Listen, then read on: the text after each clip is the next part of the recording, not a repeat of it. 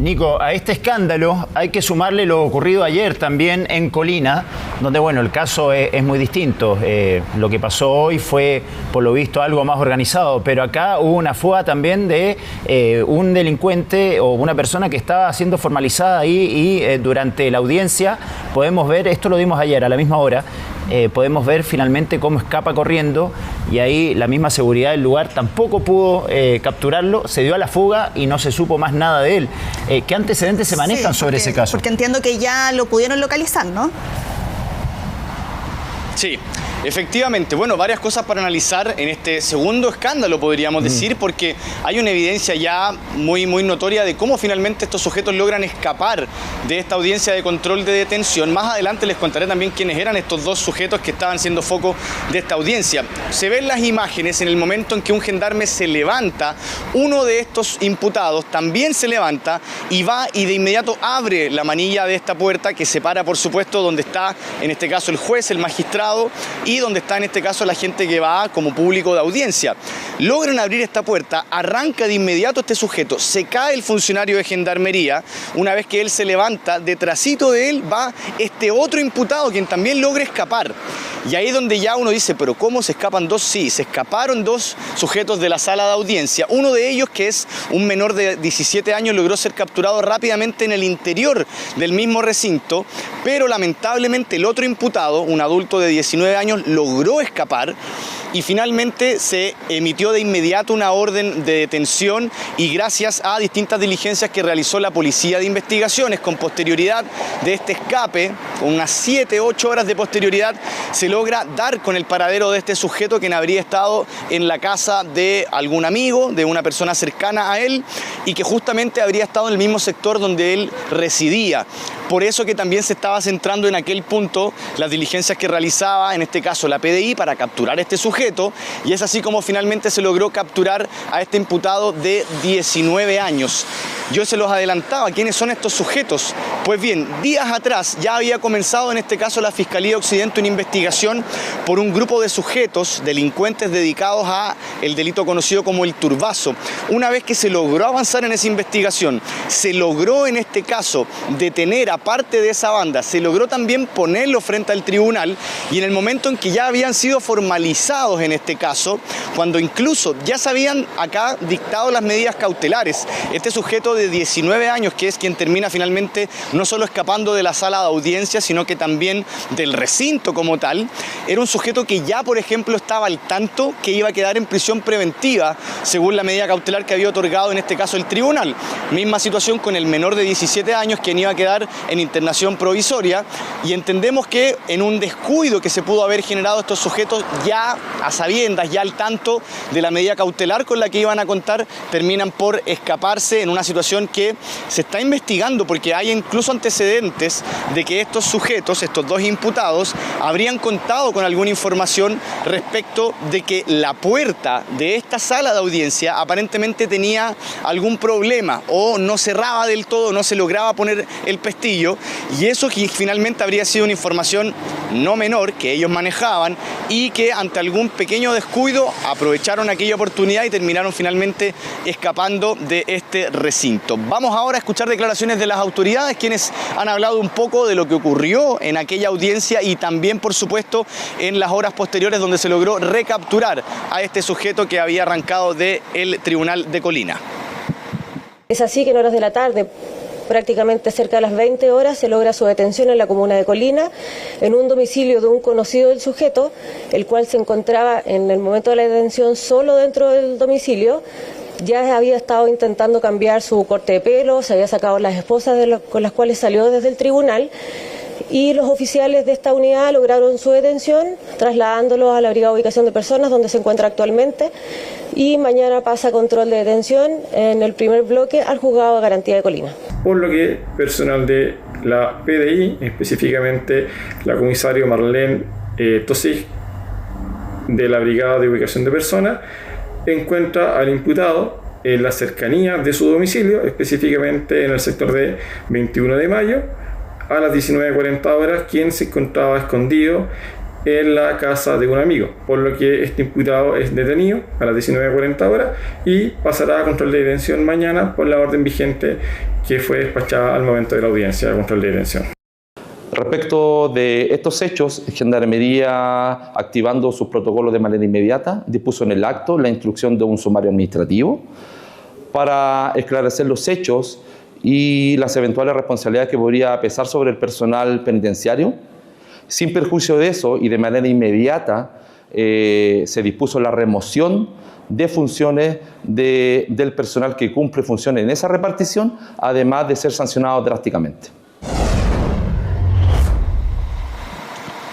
Bueno, y vamos a cambiar ahora de tema. La verdad nos quedamos en la misma índole, porque aquí nuevamente vamos a hablar de un escándalo que se genera dentro de un centro penitenciario y nos vamos hasta la región del Maule. Esto ocurre en Talca y es un verdadero túnel que queda al descubierto dentro del centro de cumplimiento penitenciario de la misma ciudad y que queda al descubierto gracias a los mismos funcionarios de Gendarmería, quienes lograron ver esta especie de túnel que se estaba llevando a cabo a su elaboración y donde estaba incluso en el sector del patio del mismo recinto, estaba tapado entre medio de los módulos ahí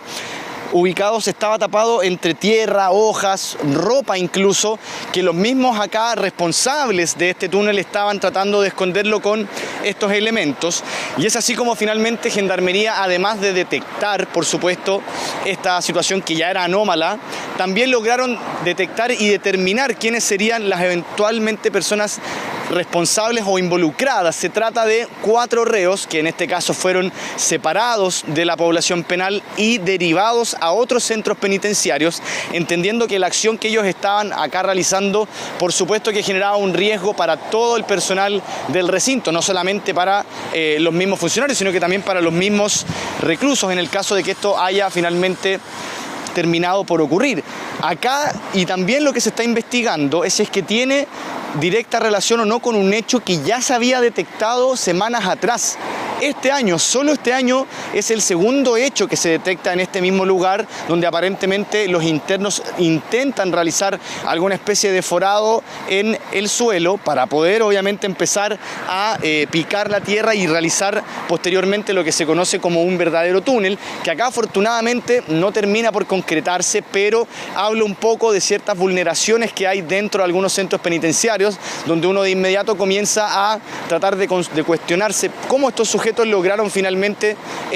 hacer este trabajo, digámoslo así, porque es un trabajo que requiere herramientas, dónde tenían aquellos elementos, cómo los obtuvieron, si se los facilitaron o no, y ahí es donde también en este caso hay que ir verificando si es que hay o no algunas otras anomalías. Vamos a revisar declaraciones que han entregado las autoridades respecto de este hecho.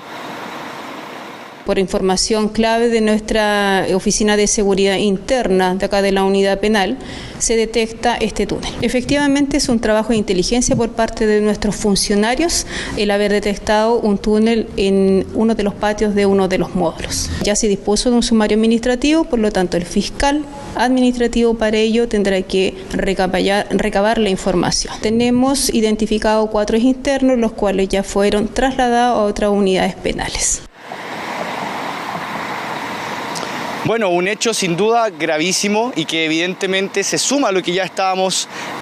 comentando anteriormente con estos 2 casos. Uno de ellos, que es el más grave sin duda, que es la fuga de estos 2 internos desde la expenitenciaría, que no se trata de personas en este caso simplemente privadas de libertad, sino que son personas condenadas, lo cual hace evidentemente mucho más grave este caso. Y también sumando con lo que ocurre en Colina y este hecho que ya en las últimas horas pareciera ser